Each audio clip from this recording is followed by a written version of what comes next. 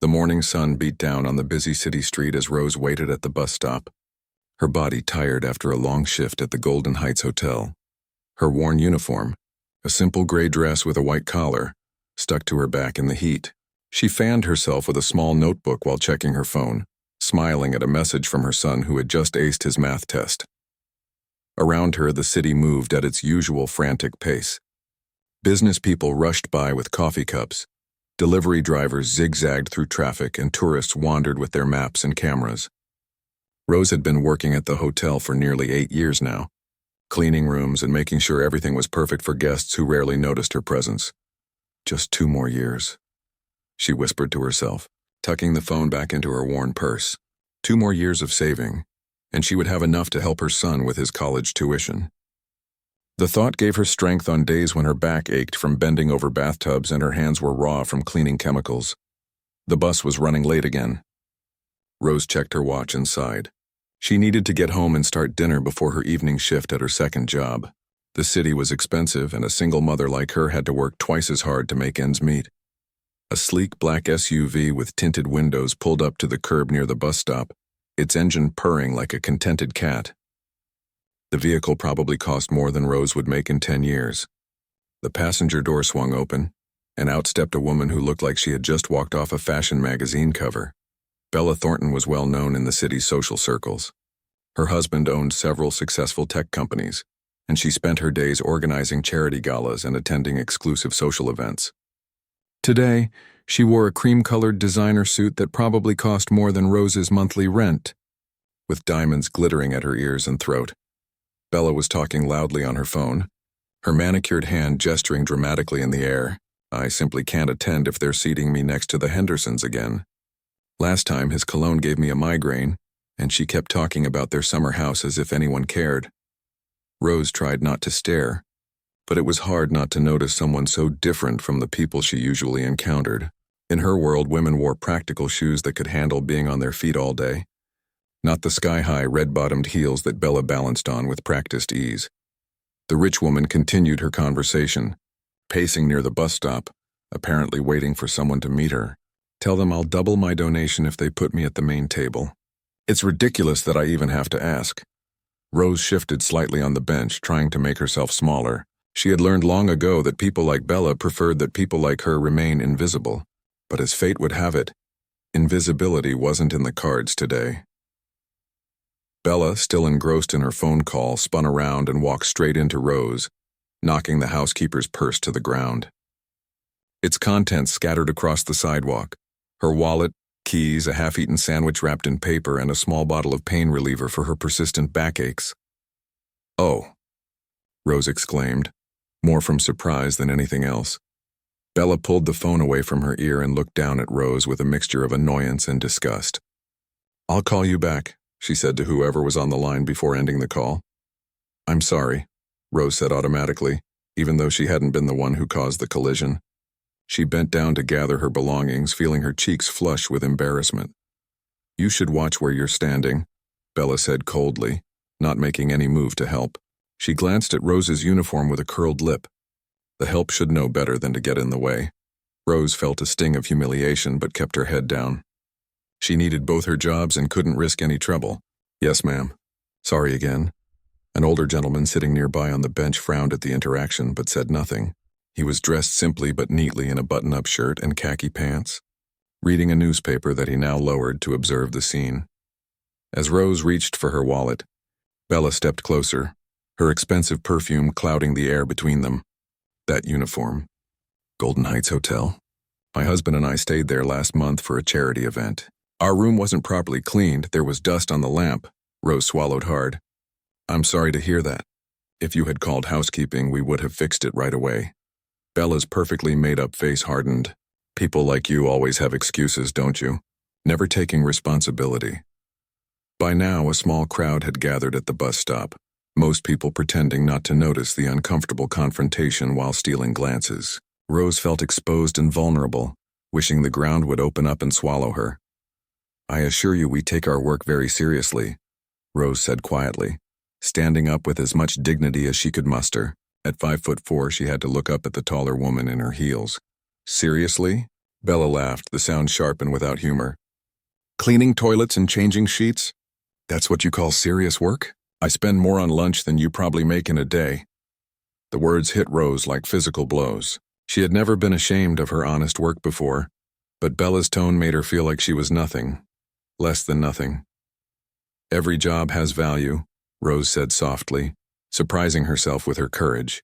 Without housekeepers, your hotel stays wouldn't be very pleasant. Something dangerous flashed in Bella's eyes. Are you talking back to me? She asked, her voice rising. Do you know who I am?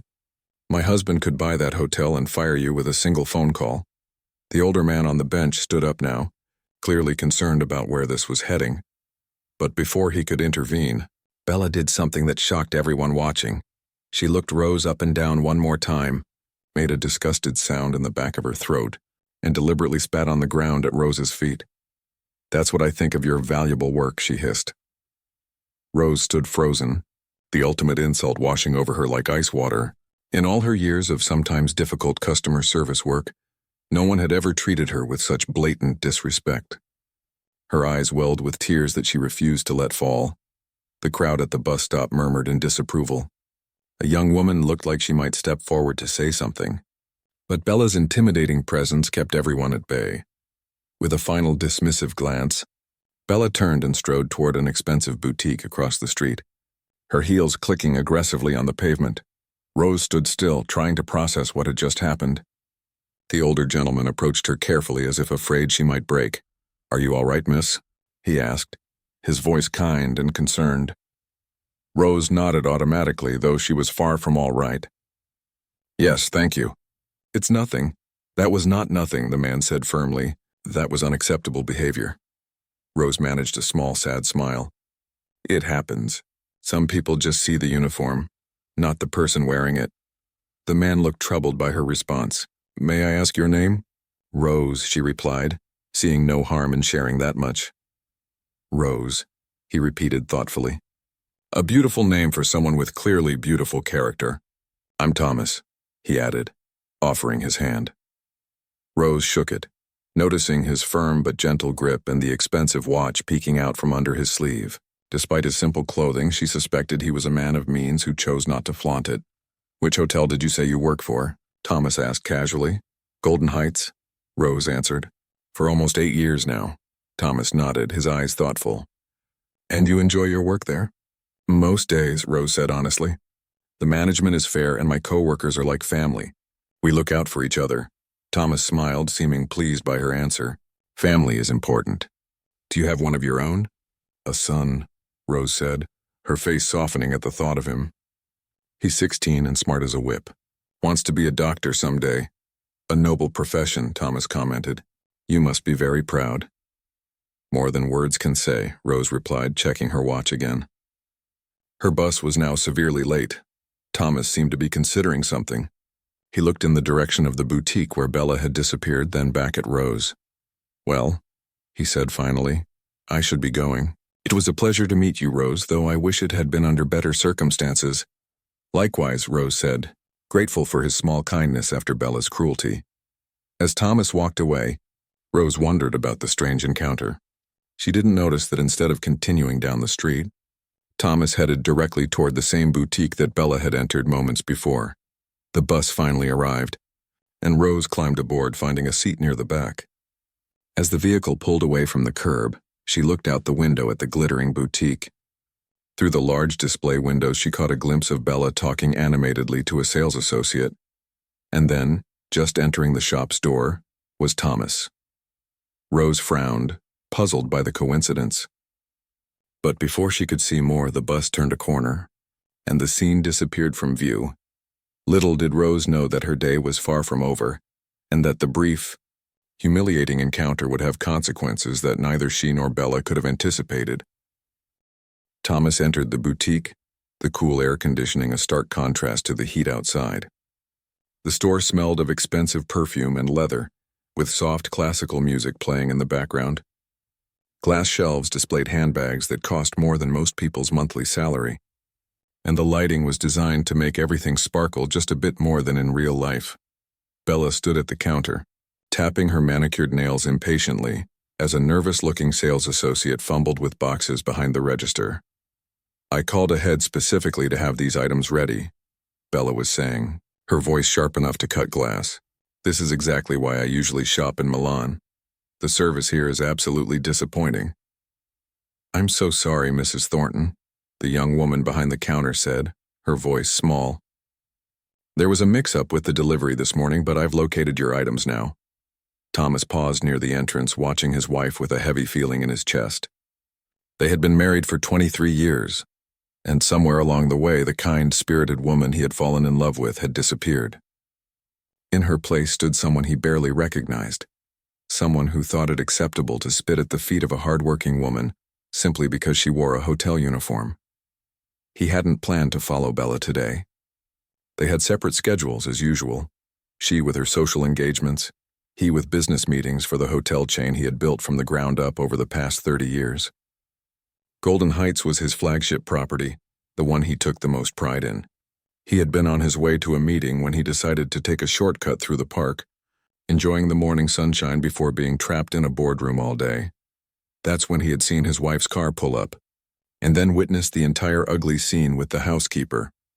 The sales associate placed several boxes on the counter, finally managing a smile.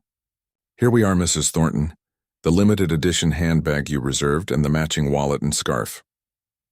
Bella opened one of the boxes, inspecting the contents with a critical eye. "The stitching better be perfect this time. The last bag I bought here had a loose thread within a week." "Our products come with a lifetime guarantee," the associate assured her. "If you have any issues at all—" "Thomas!" Bella's voice shifted instantly from cold to honey-sweet as she spotted her husband. "What a lovely surprise. I thought you had meetings all morning." Thomas walked forward, nodding politely to the sales associate who seemed grateful for the interruption. I do. But something came up that needed my immediate attention." Bella's smile was dazzling as she leaned in to kiss his cheek. "Are you joining me for lunch after all? I was just picking up a few things and then I planned to meet Vivian at that new French place." "No," Thomas said quietly. "I need to speak with you now." Something in his tone made Bella's smile falter. She knew him well enough to recognize when he was truly upset. "Is everything all right? Is it the Beijing deal?" Thomas glanced at the sales associate who was doing her best to look busy while obviously listening. "Let's step outside for a moment." Bella's perfectly shaped eyebrows drew together in confusion, but she nodded. "Of course. Just let me complete my purchase." "It can wait," Thomas said firmly. Now Bella looked truly concerned. Thomas was usually the definition of patience, letting her shop and socialize as she pleased. This abrupt behavior was completely out of character. "Very well," she said, turning to the sales associate. "Hold these for me." "I'll be back shortly." The young woman nodded eagerly, clearly relieved to have a break from Bella's demanding presence.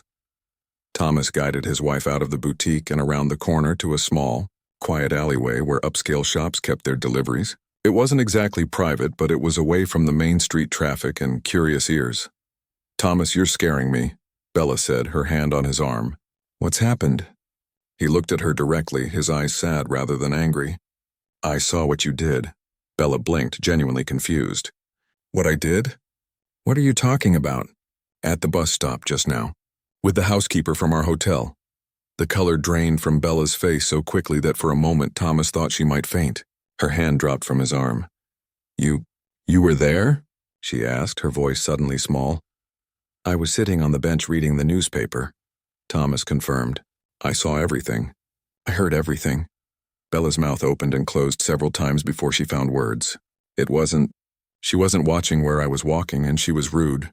"Stop," Thomas said, raising a hand. "I was there, Bella. I saw her apologize to you even though you were the one who bumped into her. I heard you belittle her work. Work that is the foundation of our entire business, I might add. And then I watched you spit at her feet." Bella looked down, her expensive shoes suddenly fascinating. "You don't understand. I've been under so much pressure with the charity gala." "No," Thomas interrupted again. "There is no excuse, none. Do you remember how we met?" The question seemed to throw Bella off balance. "Of course. At university. You were giving that business lecture and I was in the front row." Thomas nodded. "And do you remember what I told everyone that day about how I got my start?" Bella swallowed hard. "Your mother was a housekeeper." "A hotel housekeeper." Thomas clarified. For 15 years, she cleaned rooms at a rundown motel while raising me alone after my father died. She worked double shifts to put me through college, came home with bleeding hands from harsh cleaning chemicals, and never once complained. Tears welled in Bella's eyes. Whether from genuine remorse or from being caught, Thomas couldn't tell. The woman you just humiliated, her name is Rose. She's been with Golden Heights for 8 years. She has a 16-year-old son who wants to be a doctor, and you treated her like she wasn't even human. A tear slipped down Bella's cheek, smudging her perfect makeup. I didn't know she worked for us specifically. Would it have made a difference? Thomas asked, his voice tired. If she cleaned rooms at the Marriott instead of Golden Heights, would that have made it acceptable to treat her that way? Bella had no answer for that. Thomas ran a hand through his silver-streaked hair. What happened to you, Bella? When we met, you were working part-time at a coffee shop to help pay for your art history degree. You knew what it meant to work hard. You used to have compassion. I still do, Bella protested weakly. The charity gala next week is raising money for children's education in developing countries. Thomas gave a sad laugh. You spend more time arguing about the seating arrangements in your gown than thinking about those children. When was the last time you actually visited any of the places your charity claims to help? Bella looked stricken. That's not fair. I work very hard on these events, but why? Thomas pressed. Is it for the cause or for the social status it gives you? The question hung in the air between them. In the distance, traffic continued to flow. People went about their days, oblivious to the painful conversation happening in the quiet alleyway. I'm sorry, Bella finally whispered. I don't know what came over me. I would never normally, but you did, Thomas cut in. And the way that young sales associate cowered when you were berating her tells me this wasn't an isolated incident. Bella looked genuinely ashamed now. What can I do? Should I find the housekeeper and apologize? Thomas considered this. An apology would be a start, but I'm not sure it's enough. Actions have consequences, Bella, real ones, and what does that mean? Bella asked, a note of fear entering her voice. Thomas checked his watch. It means I'm going to my meeting now. I've asked David to take you home when you're ready. But what about our anniversary trip next week? We're supposed to leave right after the gala. I've canceled it, Thomas said simply. Bella gasped. Canceled? But we've been planning the south of France for months. The villa is already paid for. The reservation can be moved to another time, Thomas replied. Right now I think we both need some space to reflect. You're punishing me, Bella said, another tear tracking down her cheek. Thomas shook his head. No, I'm letting you experience consequences. There's a difference. He checked his watch again. I need to go. My board is waiting. When will you be home? Bella asked, suddenly sounding unsure like a child who had been reprimanded. Late, Thomas said. Don't wait up. As he turned to leave, Bella called after him. Thomas, do you still love me? He paused, looking back at his wife. Despite everything, she was still beautiful to him, still the woman he had built a life with. I love who you were and who I know you can be again. The question is whether you still love that person too. With that, he walked away, leaving Bella alone in the alley, her expensive purchases forgotten, her perfect world suddenly not so perfect anymore. And across town, Rose was arriving home to her modest apartment, unaware that her life was about to change in ways she couldn't imagine, all because a wealthy man on a bench had witnessed her humiliation and decided it would not stand. Rose's tiny apartment felt especially cramped that evening. The living room doubled as her bedroom with a fold-out couch that had seen better days. The kitchen was barely big enough for 2 people to stand in, and the bathroom had a persistent drip that no amount of DIY repairs could fix. But it was home, and she had worked hard to keep it. Her son Nate sat at their small table, textbooks spread around him as he worked on his homework. At 16, he was already taller than Rose, with a gentle nature that made her heart swell with pride. Despite their financial struggles, he never complained, never asked for the expensive things his classmates had. Instead, he focused on his studies with a determination that amazed her. How was your test today? Rose asked, stirring a pot of pasta on the stove. It was a simple meal, pasta with vegetables and whatever protein was on sale that week, but she tried to make it nutritious. I think I did well, Nate replied, not looking up from his biology textbook. Mr. Patterson said he'd post grades tomorrow, but he gave me a thumbs up when I handed it in. Rose smiled. That's my boy. Always making me proud. Nate finally looked up, noticing something in his mother's tone. He had always been perceptive, able to read her moods even when she tried to hide them. Did something happen today? You seem off, Rose hesitated. She didn't want to burden her son with her problems. He was just a kid, focused on building his future, but they had always been honest with each other, just the two of them against the world since his father had walked out 10 years ago.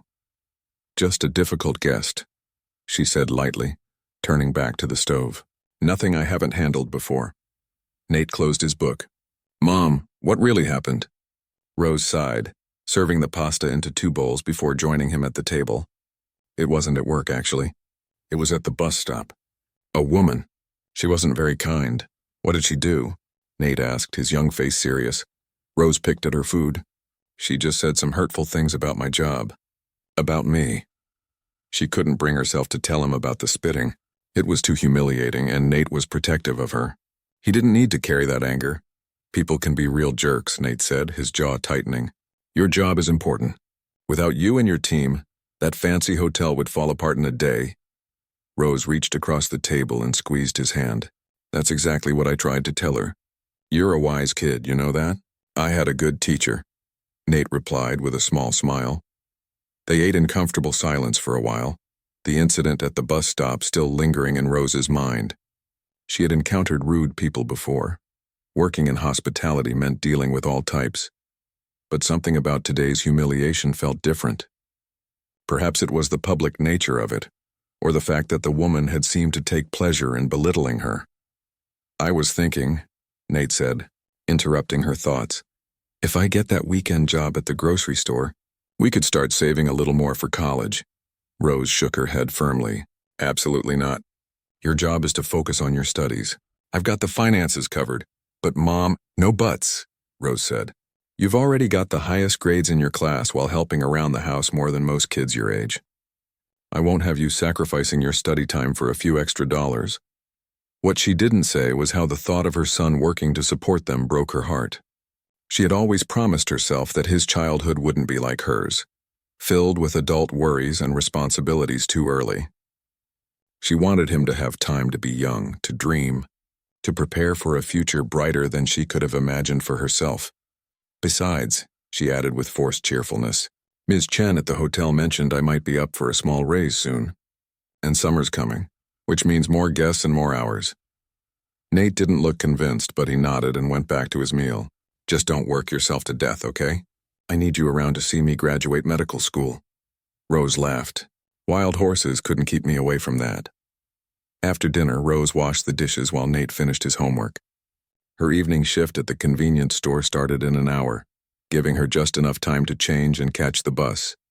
6 days a week, she worked from 7 p.m. to midnight at the store after her daytime hotel job. Sundays were her only full day with Nate. As she buttoned up her store uniform, her phone buzzed with a text message. It was from Lily, her supervisor at the hotel. Mr. Thornton wants to see you tomorrow morning at 9 a.m. in his office. Everything okay? Rose stared at the message, her stomach dropping. Mr. Thornton was the owner of the entire hotel chain. Most employees went their entire careers without meeting him in person. Being summoned to his office could only mean trouble. Was it possible that the woman from the bus stop was connected to him somehow? Had she complained about Rose? The thought made her feel sick. She couldn't lose this job. It had the best pay and benefits of any position she qualified for, and Nate's future depended on her income. Everything all right? Nate called from the living room. Rose quickly typed back, thanks for letting me know. I'll be there, before responding to her son. Just work stuff. Nothing important. She grabbed her purse, kissed Nate on the top of his head, and reminded him not to stay up too late. There's leftover pasta in the fridge if you get hungry again. Growing boys always need more food. Be careful, he called as she headed for the door. Text me when you get to the store. Always do, she replied with a smile that didn't quite reach her eyes. The bus ride to the convenience store gave Rose time to worry.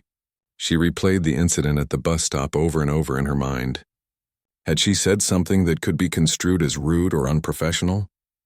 The woman, Bella, had been the aggressor. But Rose knew that in conflicts between the wealthy and working class, the truth rarely mattered. By the time she arrived at the store, Rose had convinced herself that she was about to lose her job. She went through her shift mechanically, ringing up late-night customers buying everything from milk to lottery tickets, all while a cloud of dread hung over her. Meanwhile, across town in a penthouse apartment with a view of the city skyline, Thomas Thornton sat in his home office, a glass of whiskey untouched on his desk. After his confrontation with Bella, he had gone to his meeting as planned, but his mind had been elsewhere. All he could think about was the dignity with which Rose had handled his wife's cruelty, and how his own mother would have done the same. His executive assistant had been surprised when he asked for the personnel file of a housekeeper named Rose who had worked at the Golden Heights location for about 8 years. Even more surprised when he had spent an hour reading through it carefully. What he found impressed him. Perfect attendance record, consistently positive performance reviews, notes from guests praising the cleanliness of their rooms, multiple commendations from supervisors for going above and beyond, a recommendation for promotion that had somehow been overlooked during a management change 3 years ago. Thomas picked up his phone and composed an email to the hotel manager. Please have Rose join me in your office tomorrow at 9 a.m. I'd like to discuss her role at Golden Heights. Across the penthouse, in their spacious bedroom, Bella sat at her vanity, removing her makeup with practiced motions. Her eyes were red from crying, her usual confidence shattered by her husband's disappointment. She had tried calling Thomas several times throughout the day, but he hadn't answered. The canceled anniversary trip hurt, but his words had cut deeper. What happened to you, Bella? The question echoed in her mind as she stared at her reflection. When had she become this person? When had the thrill of social climbing replaced her genuine joy in helping others? When had she started seeing service workers as beneath her, forgetting her own humble beginnings? Bella reached for her phone and pulled up the Golden Heights Hotel employee directory. As Thomas's wife, she had access to all his business contacts. It took only a moment to find what she was looking for, a staff list for the housekeeping department. There were several women named Rose. Without a last name, she couldn't be sure which one she had encountered, but tomorrow she decided she would find out.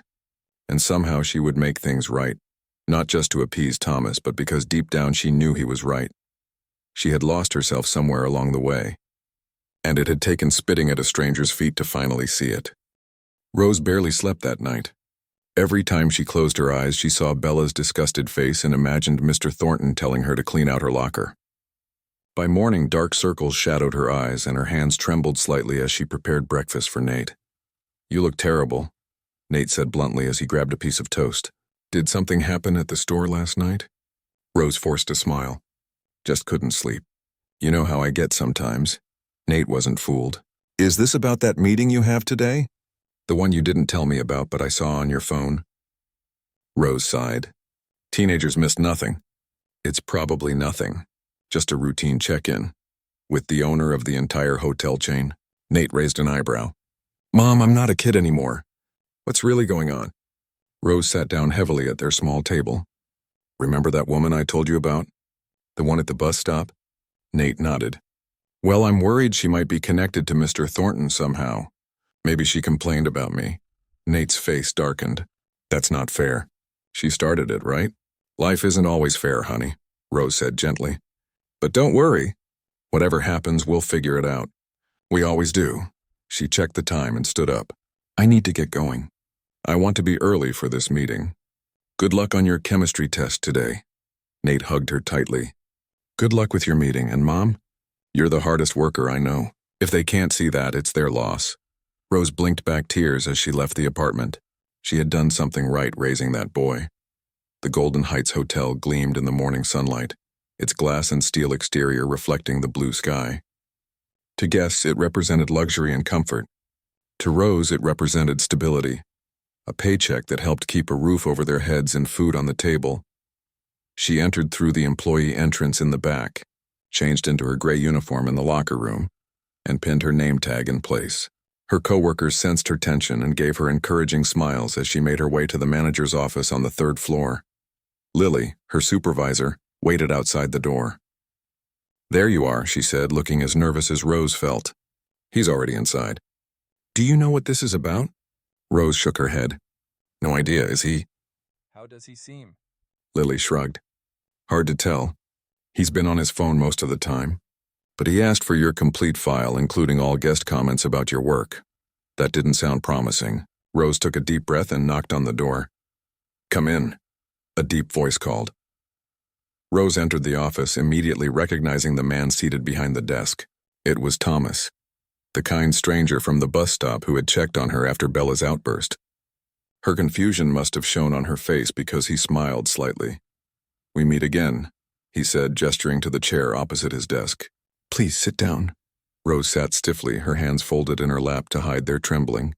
"I don't understand." "You're Mr. Thornton?" Thomas nodded. "Thomas Thornton, yes. I apologize for not introducing myself properly yesterday. I wanted to observe the situation. Objectively." Rose's mind raced. If Thomas was Mr. Thornton, then the woman who had humiliated her, Bella, must be his wife. The realization made her stomach clench with fear.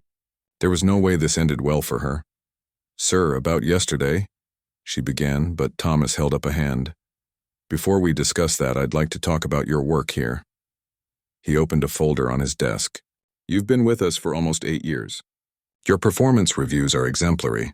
Guests specifically request rooms that you've cleaned. Your supervisor has recommended you for promotion 3 times. Rose blinked in surprise. 3 times? "I only knew about once last year." Thomas frowned. "That's concerning. Your recommendations seem to have been overlooked during management transitions, an oversight I intend to correct." "Sir," Rose said, her voice quiet but firm, "if this is about what happened with your wife, I want to assure you that I meant no disrespect." "No," Thomas interrupted.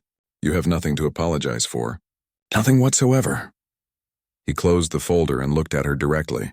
"My wife's behavior was inexcusable. I'm deeply sorry for how she treated you." Rose didn't know what to say. Of all the ways she had imagined this meeting going, this wasn't one of them. "I believe in karma, Rose," Thomas continued. "I believe that how we treat others, especially those we perceive as having less power, reveals our true character. Yesterday, my wife revealed something about herself that I've been refusing to see for some time." He stood up and walked to the window, looking out at the city below. "My mother was a housekeeper, did you know that? She raised me alone after my father died when I was 9. She worked double shifts at a motel much less prestigious than this one, came home with bleeding hands from harsh cleaning chemicals, and still found the energy to help me with my homework." Rose watched him, still uncertain where this was going. "When I built this hotel chain, I promised myself that my housekeeping staff would have proper supplies, fair wages, and opportunities for advancement. Somewhere along the way, I lost sight of that promise." He turned back to face her. "Your overlooked promotions are evidence of that failure." "Sir, I'm grateful for my job," Rose said. "I've always been treated fairly here." "But not exceptionally as your work deserves," Thomas countered. He returned to his desk and sat down. "I'm here to offer you a position as head of housekeeping for Golden Heights." Rose's mouth fell open. "Head of—" "But that's Mr. Parker's job. Mr. Parker is being promoted to regional housekeeping director, overseeing all our properties in this area. The position has been vacant for too long." Thomas slid a document across the desk. "This outlines the responsibilities and compensation for the head of housekeeping role. Take your time reviewing it." With shaking hands, Rose picked up the paper. When her eyes landed on the salary figure, she gasped. It was more than double what she currently made. "This can't be right," she whispered. "It is," Thomas assured her. "The position includes full benefits, of course. Medical, dental, vision, 4 weeks paid vacation, and a flexible schedule that would eliminate the need for your second job at the convenience store." Rose's head snapped up. "How did you know about that?" Thomas smiled slightly. "I did my homework. I know you're raising a son alone, that he wants to be a doctor, that you work yourself to exhaustion to give him opportunities you never had." Tears welled in Rose's eyes. With this salary, she could quit her second job. She could be home in the evenings with Nate. She could save properly for his college education. "It seemed too good to be true. Why me?" she asked. "There must be people with more management experience. Experience can be gained. Character is innate," Thomas said simply. "You showed remarkable grace and dignity yesterday in the face of cruelty. That's not something that can be taught." Rose looked down at the offer again, still struggling to process what was happening. "I don't know what to say." "Say you'll think about it," Thomas suggested. "Take the day to review the details. Discuss it with your son. The position is yours if you want it. Rose nodded, carefully folding the paper and tucking it into her pocket. "Thank you, Mr. Thornton, I will." "Thomas, please," he said with a warm smile. "We're going to be working closely together." As Rose stood to leave, the office door opened. Standing in the doorway, looking uncharacteristically nervous, was Bella. She wore a simple black dress, expensive still, but subdued compared to yesterday's outfit, and her face was free of makeup, revealing faint lines around her eyes and mouth. "I'm sorry to interrupt," she said, her voice lacking the sharp edge from yesterday. "I was hoping to speak with Rose, if that's possible." Rose froze, caught between the door and her seat. Thomas looked at his wife with an unreadable expression. "That's up to Rose," he said. "She has every right to decline." Bella nodded, accepting this. She looked directly at Rose, her eyes pleading. "I understand if you don't want to speak with me. What I did was unforgivable. But if you're willing to give me 5 minutes, I'd be very grateful." Rose glanced at Thomas, who gave her a small nod, indicating the choice was truly hers. Part of her wanted to walk out, to deny Bella the forgiveness she clearly sought. But another part, the part that had raised Nate to believe in second chances, made her decision. 5 minutes, Rose agreed quietly. Thomas stood. "You can use my office. I have other matters to attend to." He touched Rose's shoulder gently as he passed. "Remember, the offer stands regardless of what happens here." As the door closed behind him, the two women faced each other, the housekeeper and the wealthy socialite, connected by a moment of cruelty that had changed both their lives. The office felt smaller with just the two women in it. Rose remained standing near the door, her hand still on the knob, ready for a quick exit if needed. Bella took a tentative step forward, then seemed to think better of it and stayed where she was. "Would you like to sit down?" Bella asked, gesturing to the chairs. "I'm fine standing," Rose replied, her voice steady despite her racing heart. She wasn't afraid anymore, just wary and confused by the sudden change in the woman who had humiliated her. Bella nodded and clasped her hands together. Gone was the arrogant posture from yesterday, replaced by slumped shoulders and nervous fingers. "I don't know where to begin," she admitted. "Sorry seems so inadequate for what I did." "Yet it would be a start," Rose said quietly. "You're right." Bella took a deep breath. "I am deeply, truly sorry for how I treated you yesterday. There is no excuse for my behavior. None whatsoever." Rose studied the woman's face, looking for signs of insincerity. She found none. "Why did you do it? What did I ever do to you?" Bella's eyes filled with tears. "Nothing. You did absolutely nothing wrong. It wasn't about you at all. It was about me and my issues." She wiped at her eyes with manicured fingers. "Do you know what the worst part is? I used to be you." Rose raised an eyebrow, finding that hard to believe. "Not exactly you," Bella clarified, "but I worked my way through college as a waitress. I know what it's like to have sore feet at the end of a long shift, to be treated like you're invisible, to count every dollar for rent." She shook her head. "Somewhere along the way I forgot all that. I became the exact type of person I used to hate." Rose relaxed her grip on the doorknob slightly. "People change. Not always for the better, it seems," Bella said with a sad smile. "Thomas reminded me of that yesterday. He reminded me of who I used to be." She paused. "He told me about the promotion he's offering you." "You deserve it. Thank you," Rose said simply. Bella took a hesitant step closer. "I know you have no reason to believe anything I say, but I want you to know that this experience has woken me up. I've spent all night thinking about the person I've become, and I don't like her very much." Despite herself, Rose felt a flicker of sympathy. She recognized genuine remorse when she saw it. "What will you do now?" "Try to be better," Bella said. "Start by making amends where I can." She reached into her purse and pulled out an envelope. "This isn't a bribe or a way to buy forgiveness. It's information about a scholarship fund that Thomas and I established years ago for children of hotel employees. Somehow it got buried under red tape and management changes. We're reinstating it immediately." She held out the envelope, and after a moment's hesitation, Rose took it. "Your son wants to be a doctor," Thomas mentioned. Bella continued. "This would cover his undergraduate tuition completely. Again, it's not special treatment. All employees' children will be eligible to apply. But given his grades and ambitions, I imagine he'd be a strong candidate." Rose opened the envelope with trembling fingers, scanning the details of a scholarship that would change Nate's life. No more crushing student loans. No more working himself to exhaustion while studying. A clear path to his dreams. Why are you doing this? Rose asked, looking up from the papers. Because it's the right thing to do, Bella answered simply. And because I've spent too many years focusing on superficial things while ignoring what really matters. She smiled sadly. It took spitting at a stranger's feet to make me see what I'd become. Rose carefully folded the scholarship information and placed it in her pocket alongside the job offer. I appreciate your apology and this opportunity for my son. But trust is earned over time, not bought with a single gesture. I understand completely, Bella nodded. I don't expect forgiveness, just a chance to show that I can change. She glanced at her watch. I've taken more than my 5 minutes. Thank you for listening to me. As Bella turned to leave, Rose spoke up.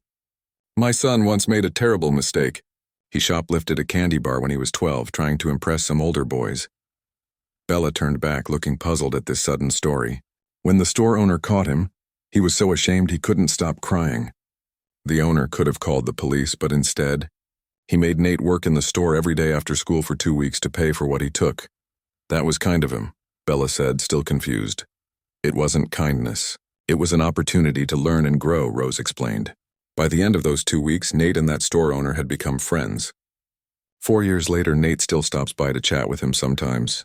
She met Bella's eyes. Everyone deserves a chance to make things right, Mrs. Thornton. Bella's face softened with relief and gratitude. Thank you.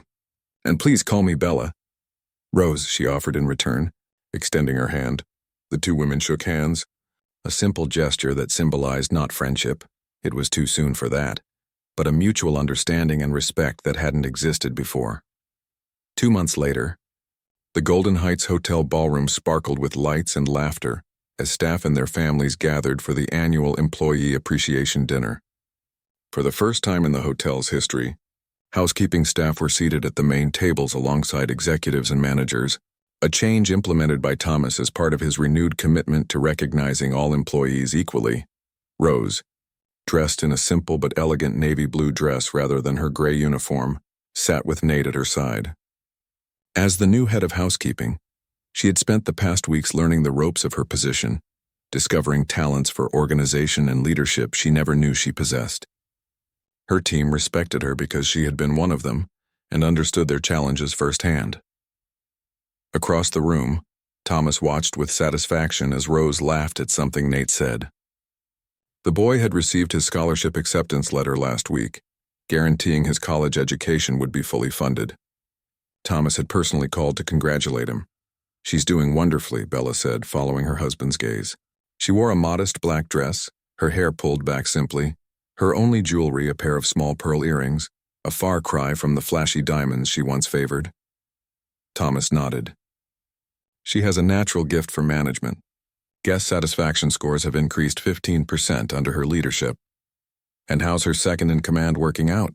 Bella asked. Lisa? She's learning quickly. Rose is an excellent mentor. Bella smiled and squeezed his hand. I'm proud of you for fixing what was broken in the system. I'm proud of you too, Thomas replied, raising her hand to his lips for a gentle kiss. You've come a long way these past months. Indeed, Bella had surprised even herself with the changes she'd made.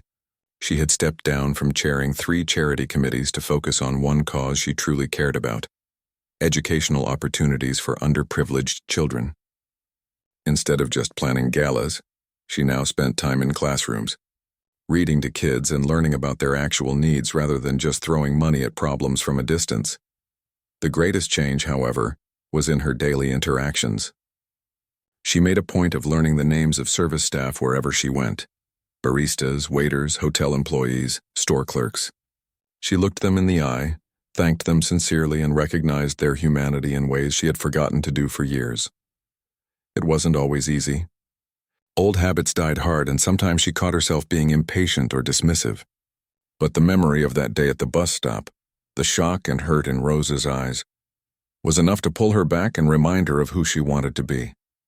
I think it's time for your speech, Bella said, nodding toward the podium where the hotel manager was gesturing for Thomas.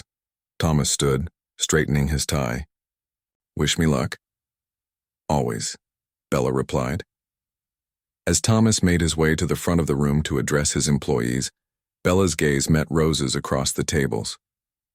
The two women weren't friends, perhaps they never would be, but they shared a small acknowledging nod.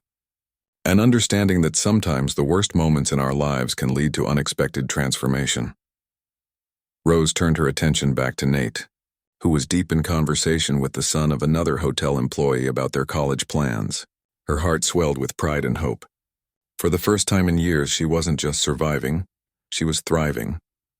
Her new position meant no more second job, no more missed dinners with her son, no more constant worry about making ends meet, all because a wealthy woman had spit at her feet, and a kind man on a bench had witnessed it. Life took strange turns sometimes. A moment of cruelty had led to unexpected blessings. A public humiliation had become the catalyst for positive change, not just for Rose and Nate, but for Thomas and Bella too. As Thomas began his speech, thanking the staff for their dedication and announcing new benefits for all employees, Rose reflected on how quickly life could change. 2 months ago, she had been a housekeeper worried about paying rent. Today, she was a department head with a bright future. Her son would become a doctor. They would be okay. Better than okay. They would be wonderful, and sometimes that was enough.